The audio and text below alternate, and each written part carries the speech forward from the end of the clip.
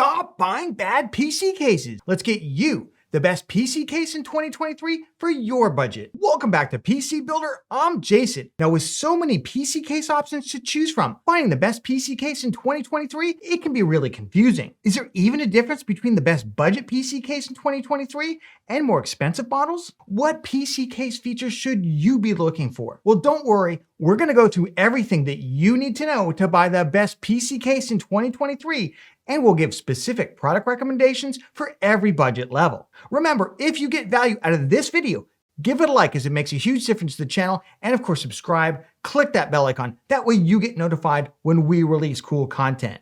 With that, let's jump into it. Before that, this video is sponsored by VIP SCD Key. Say goodbye to crazy expensive Windows 10 licenses and that terrible Activate Windows 10 watermark. Right now, use the links in the video description, head over to VIP SCD Key, and get a Windows 10 Home or Pro OEM license for a great price. Pick your product license, then use the PC Builder discount code PC25 for an additional 25% off. Go to the activation settings on your PC, put in the code, and boom, you have a fully licensed Windows 10 for a crazy low price, which can be upgraded for free to Windows 11. Use the links in the video description below. Let's start off with how much you should spend on your PC case, given your budget size. This is the #1 area where I see PC builds in our Boost My Build series go completely sideways, and they end up with weak performance because they spent way too much of their budget with a PC case money pit like the Lee & Lee 011 Dynamic. From looking through hundreds, possibly thousands of PC builds over the past couple years,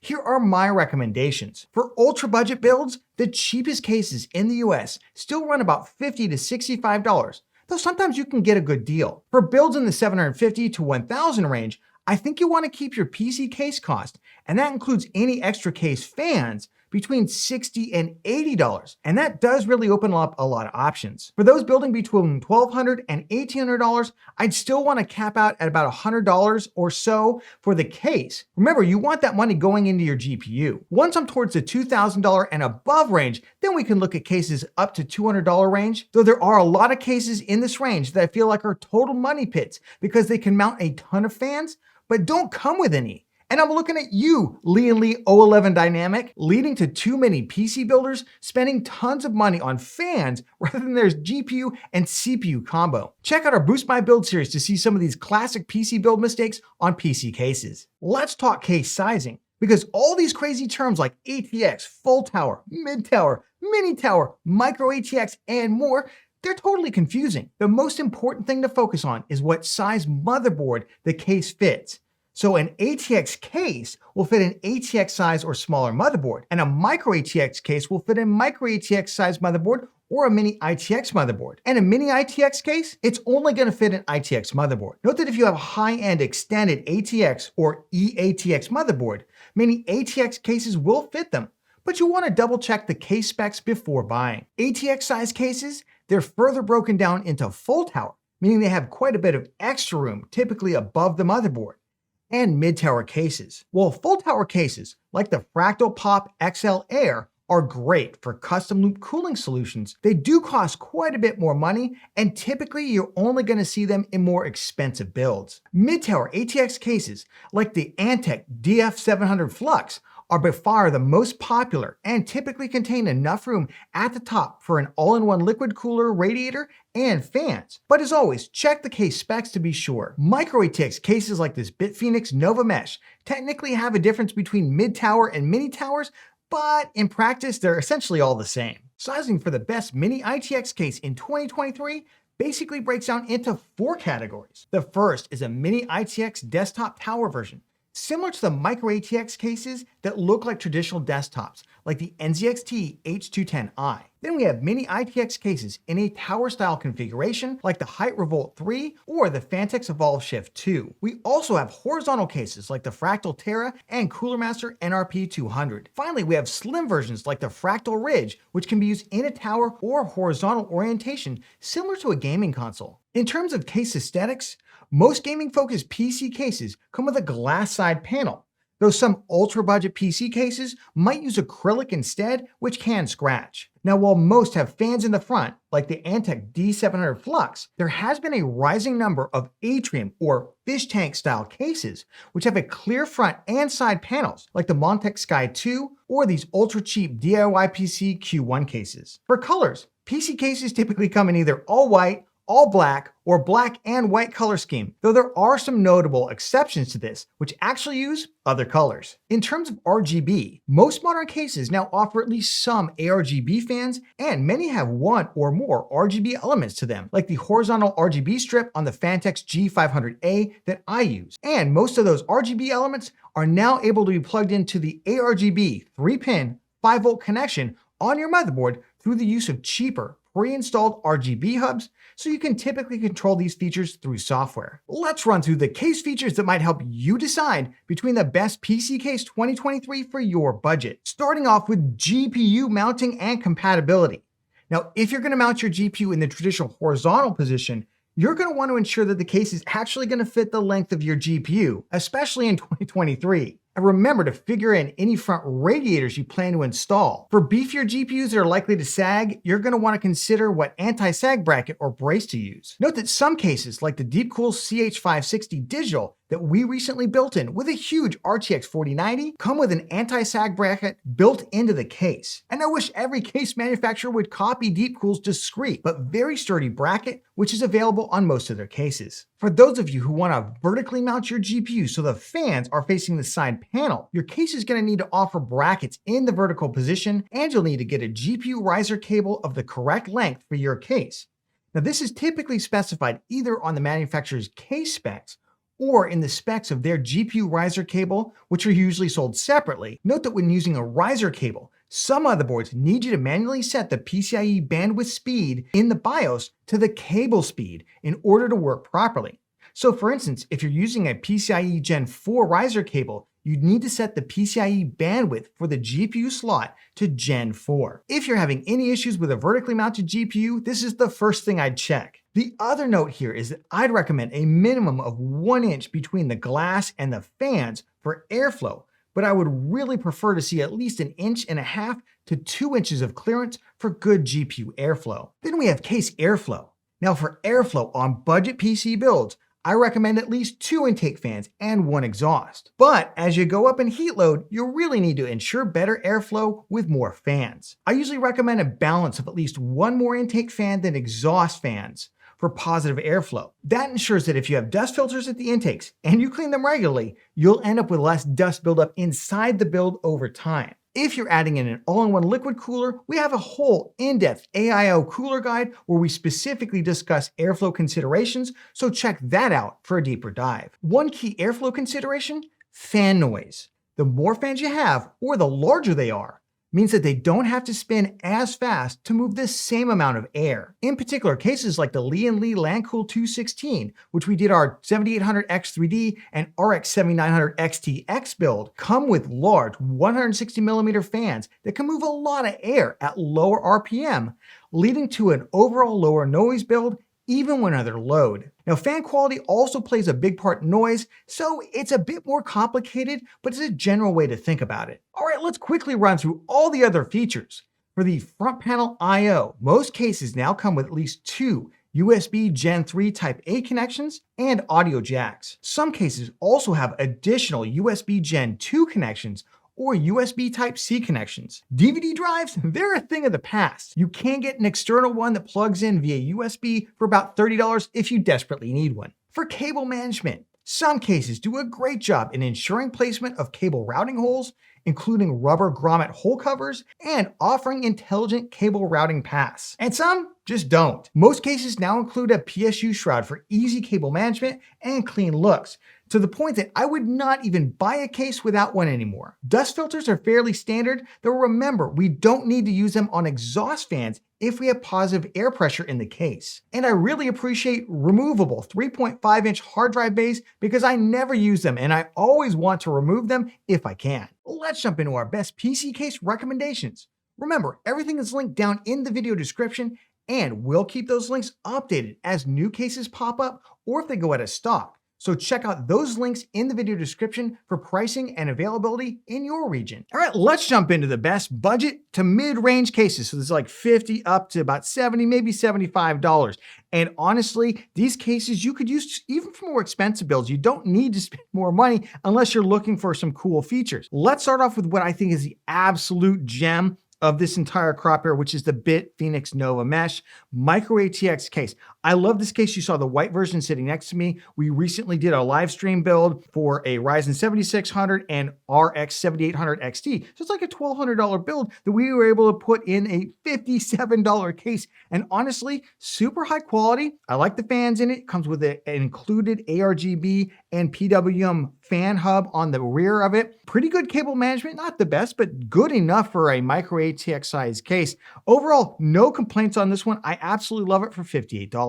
If you want an ATX size version, good news is you only have to spend about $7 or $10 more, and they have the Nova Mesh SE, TG, ARGB. Not sure why we need all these letters and numbers.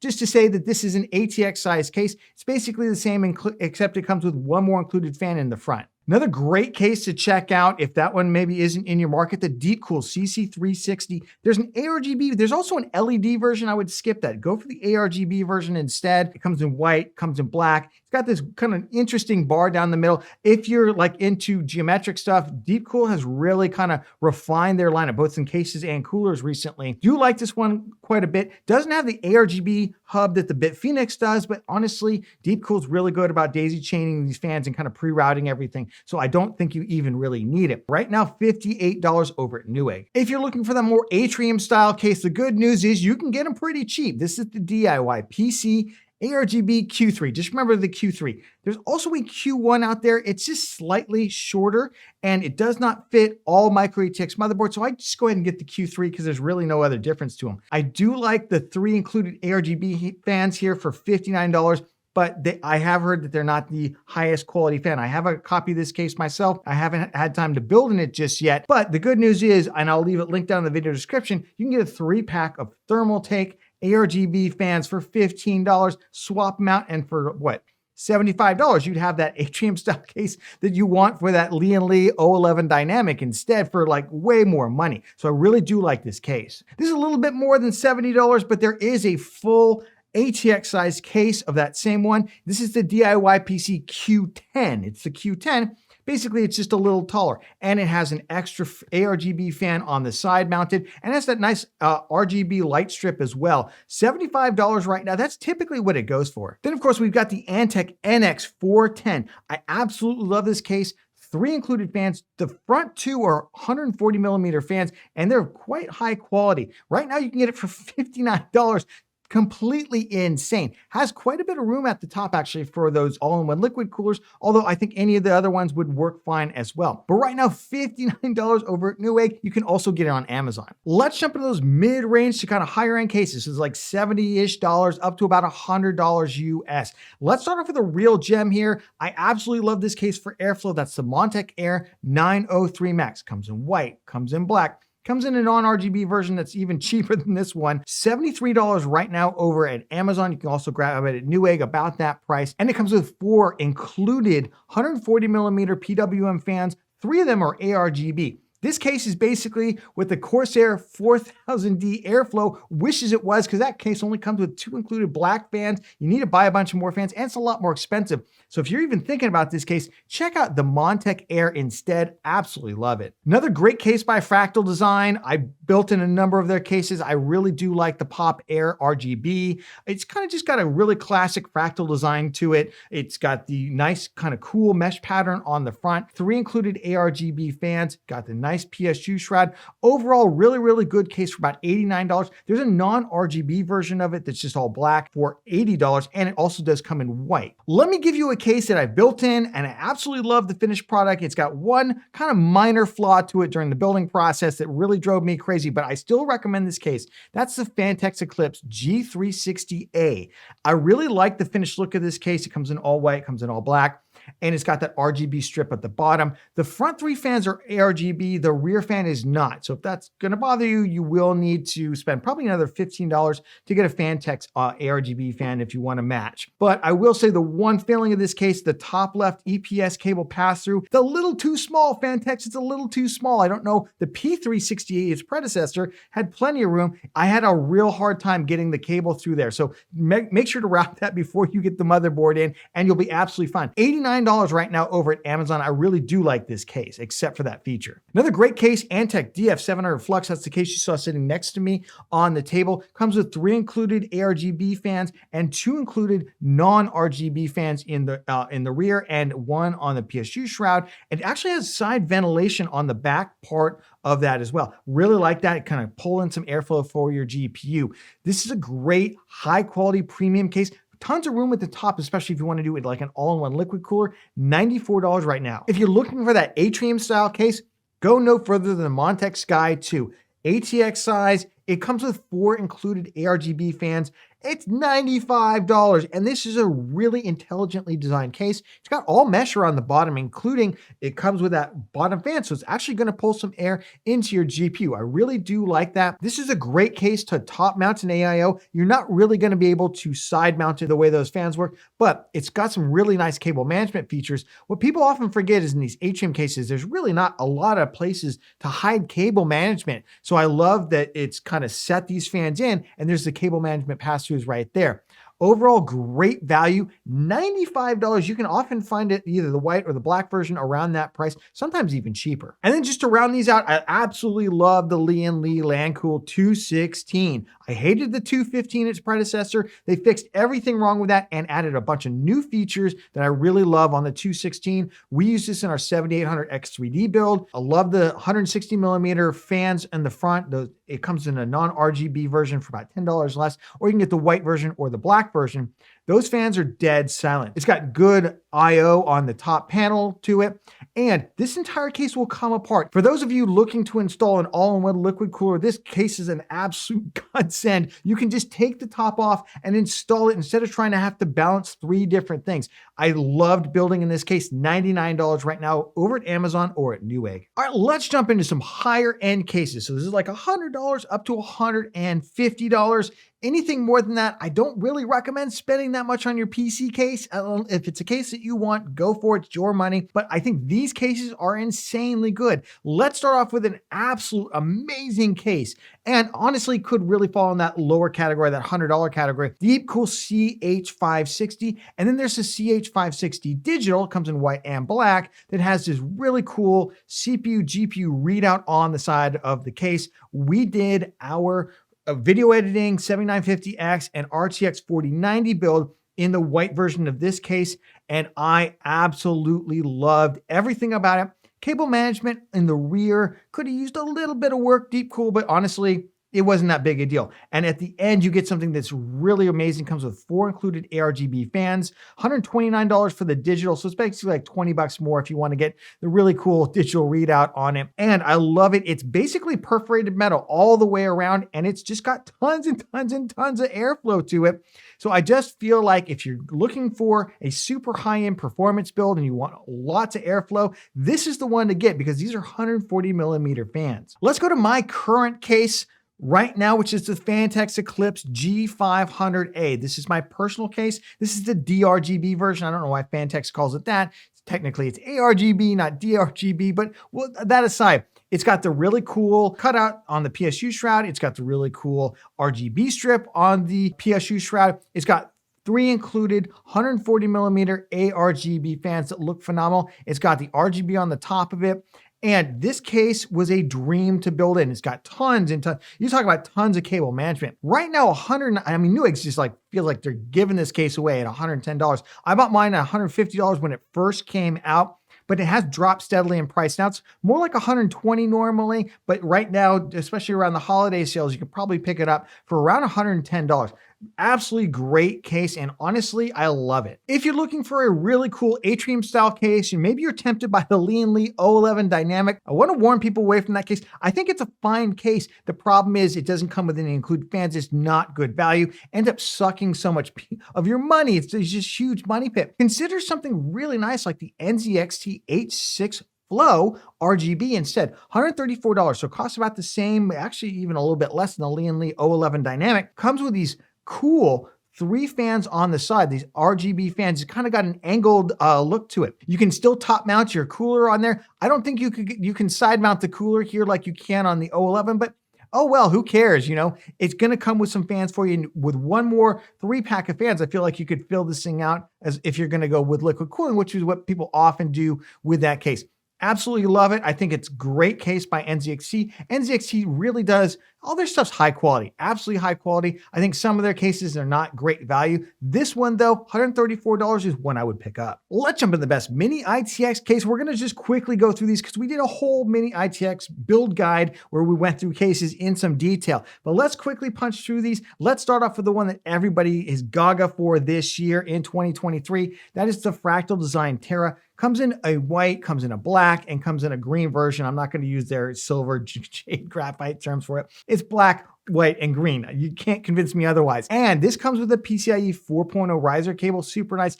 Only 10.4 liters, very, very small. Perforated metal on both sides, and you can adjust the middle bracket based on your GPU and your CPU cooler height, which is super nice. Not sure I'd recommend this to a first-time ITX builder. It is a very, very small case.